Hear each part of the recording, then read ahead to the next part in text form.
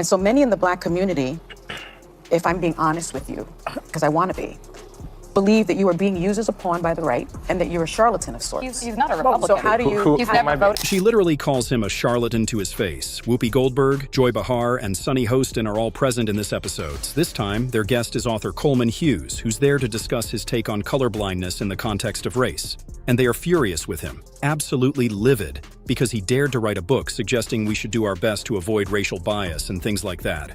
Yep, it's an all-star lineup, and once again, they're completely losing it over, surprise, surprise, the usual woke talking point. It's objective, it's factual, and it's a lot less polarizing. And what Martin Luther King wrote in his book, Why We Can't Wait, is he called it, we need a Bill of Rights for the Disadvantaged. And he said, yes, we should address racial inequality, yes, we should address the legacy of slavery, but the way to do that is on the basis of class. And that will disproportionately target Blacks and Hispanics because they're disproportionately poor, but it will be doing so in a way that also helps the white poor, in a way that addresses poverty as the thing to be addressed. That part is true, but as you are a student of Dr. King, I'm not only a student of Dr. King, I know his daughter, Bernice, right?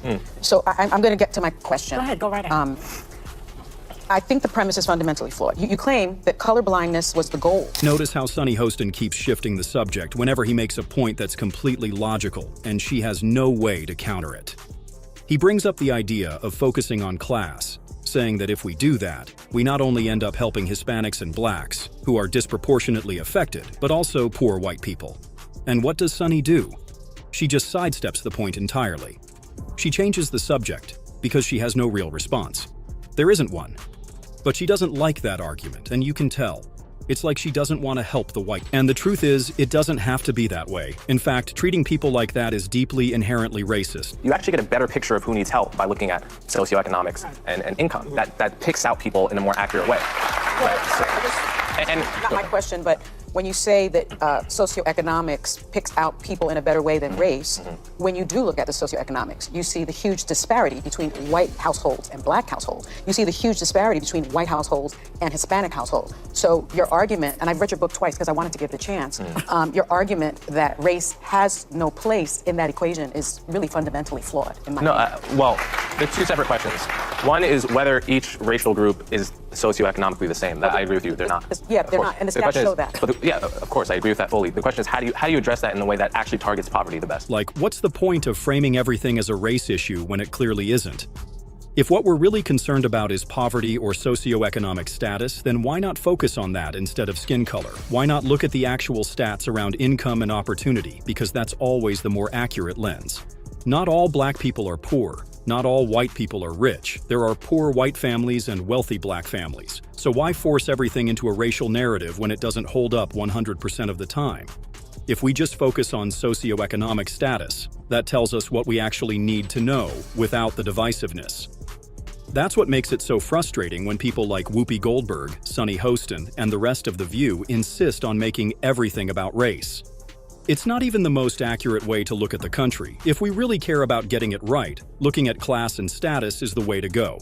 First question that I should ask you to do is explain to folks what you mean by this. Arguments for a colorblind America. What do you mean when you say that? So a lot of people equate colorblindness to I don't see race, or to pretending not to see race. I think that's a big mistake. We all see race, right? And we're all capable of being racially biased, so we should all be self-aware to that possibility. My argument is not for that. My argument is that we should try our very best to treat people without regard to race, both in our personal lives and our public policy. And the reason I wrote this book, thank you. The reason I wrote this book is because in the past 10 years, it has become very popular to, in the name of anti-racism, teach a kind of philosophy to our children and in general that says your race is everything, right? And I think that is the wrong way to fight racism, and that's why I wrote this book at this time. I'm sorry, baby. Can I just point out that there is a reason for that? You know, when I went to school, getting any information about anyone's race was not taught. No history, there was no Black history, none of those things were taught. While it might sound like your typical woke manifesto, it's actually the exact opposite. And that's exactly what set Whoopi, Joy, and Sunny off. So, let's dive into this clip from The View, where they go off on Coleman Hughes and his book, only for him to completely shut them down, live, on their own show. So my overall argument is that class, socioeconomics, is a better proxy for disadvantage. We all want to help the disadvantaged, and the question is, how do we identify them, right? The default right now in a lot of areas of policy is to use, Black and Hispanic identity. Which is incredibly racist, by the way. Just assuming that someone is disadvantaged simply because they're Black, it's basically the white savior complex in action. The same one the woke crowd always claims to be against. But here's the irony. They are the white savior. They're the ones actually perpetuating racism. They're the ones saying, oh, you're Black or Hispanic or whatever. I need to help you because I'm superior. That's the mindset. It's actually better when there's no separate Black history, because the very idea of Black history already creates division. Terms like Black History, Black History Month, and the Black National Anthem. All of it just pushes us further apart. It should all be considered American history. The reason there wasn't a distinct Black history in the past wasn't because people didn't matter, but because there wasn't this kind of divisive agenda driving it, at least not to the extent we see now. So yeah, it's better without a separate Black history. And it's not because I think Black people shouldn't be acknowledged in history, far from it. It's because when everything is seen as American history, it unites us. We're all Americans, people. Based upon Dr. King's I Have a Dream speech, content of character versus the color of skin. Bernice, Dr. King's daughter, points out that 4 years after giving that speech, actually, Dr. King also said this: a society that has done something special against the Negro for hundreds of years must now do something special for Negroes. He also said in 1968, it was about less than a week before he was assassinated, this country never stops to realize that they owe a people kept in slavery for 244 years.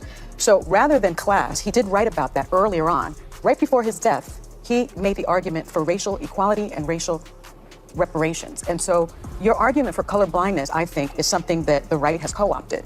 And so many in the Black community, if I'm being honest with you, because I want to be, believe that you are being used as a pawn by the right and that you're a charlatan of sorts. He's not a Republican. You're straight up calling him a charlatan to his face. Just go back and watch Joy Behar's reaction. Rewind that clip real quick and look at how she reacts to what Sunny Hostin just said. Believe that you are being used as a pawn by the right and that you're a charlatan of sorts. He's not a Republican. So how do you... He's never voted for a Republican. You've said that you're a conservative. That's offensive to the hosts of The View, especially Sunny Hostin and Whoopi Goldberg. They don't want to hear it. They don't want to think that way. They cling to this mindset because they want to be racist. They just are. And honestly, it's disgusting. And so here we go. Thank you, Coleman Hughes, for coming, because this is a show of lots of different opinions, and we are multi-generational. It's not exactly a show known for diverse opinions. They all pretty much share the same perspective, and honestly, it feels like they're paid to push this woke narrative. There has been such a pointing of very specific racial things, like women couldn't get into colleges. If you were a Black person, there were a lot of colleges wouldn't accept you. Trying to equal the playing field. I think that's what a lot of folks have been trying to do. I'm sorry, I didn't mean to cut you. I think that's your experience, and that's valid.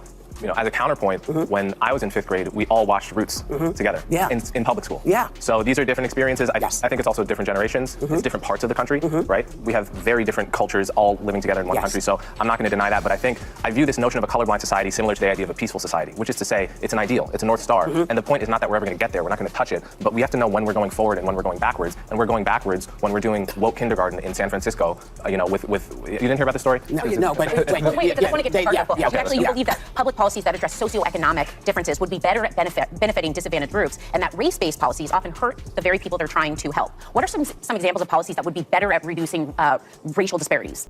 What do you guys think? It even got to the point where the other hosts of The View seemed to turn on Sunny Hostin, and the fans, The View's own audience, started applauding when it was clear the hosts were irritated and uncomfortable. The audience basically turned against them. I'd love to hear your thoughts on Coleman Hughes' appearance, just shutting down all the woke nonsense coming from Sunny Hostin, Joy Behar, Whoopi Goldberg, and the rest of them. Drop your thoughts in the comments. And if you enjoyed the video, be sure to leave a like, subscribe, and all that good stuff. Hope to see you in the next one.